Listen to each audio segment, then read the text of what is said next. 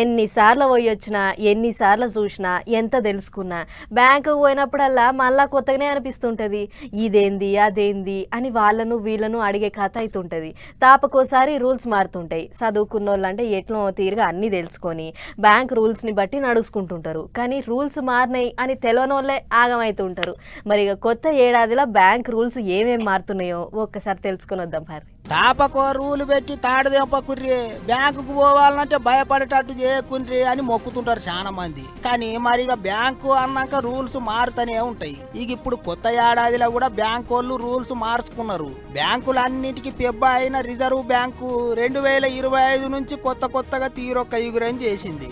ఏంటిదంటే ఎసోంటి గ్యారెంటీ పెట్టకుండానే రైతన్నలకు 2 లక్షల దాకా అప్పులు ఇవ్వాలి అని రిజర్వ్ బ్యాంకు తత్తిమ బ్యాంకులకు కొత్త రూలు పెట్టిందట. జనవరి 1వ తారీఖు నుంచి రూల్ అమలవుతుందా అంటున్నారు. రైతన్నలకు మంచి ముచ్చటనే చెప్పిండ్రు. ఇంకో పెద్ద ముచ్చట ఏంటిదంటే ఎక్కువ దినాలు బ్యాంకు అకౌంట్ల పైసలు పెట్టకుండా సున్నా చూపించిండ్రంటే ఇక ఇప్పటి సంది మొత్తానికి అకౌంట్ సున్నా చేస్తారట. అంటే అకౌంటే తీసేస్తారట.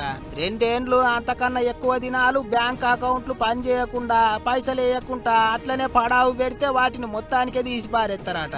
అన్నిటికీ మించి అవసరం పడ్డప్పుడల్లా పిఎఫ్ పైసలు గీకేటోళ్లకు కొత్త ఏడాదిలో కొత్త సౌలతి తీసుకొస్తున్నారు సెంటర్ సర్కార్ వాళ్ళు.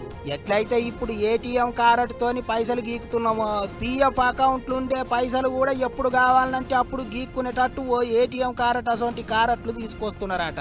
పిఎఫ్ అకౌంట్ ఉన్నోళ్ళందరికీ కొత్త ఏడాదిలో నెత్తికో కార్డు చేతులు పెడతామన్నట్టు చెప్తున్నారు. మరి ఇక 2025లో ఎప్పటి నుంచి గా సౌలతి సురువైతుందో ఏమో చూసుకుంటూ పోవాలి. కొత్త ఏడాదిలో కొత్త రూల్స్ అమలు చేస్తారు కాబట్టి బ్యాంకులకు పోయేటోళ్ళు 1-2 సార్లు అన్ని తీర్లా కనుక్కొని పనులు చేసుకోండి.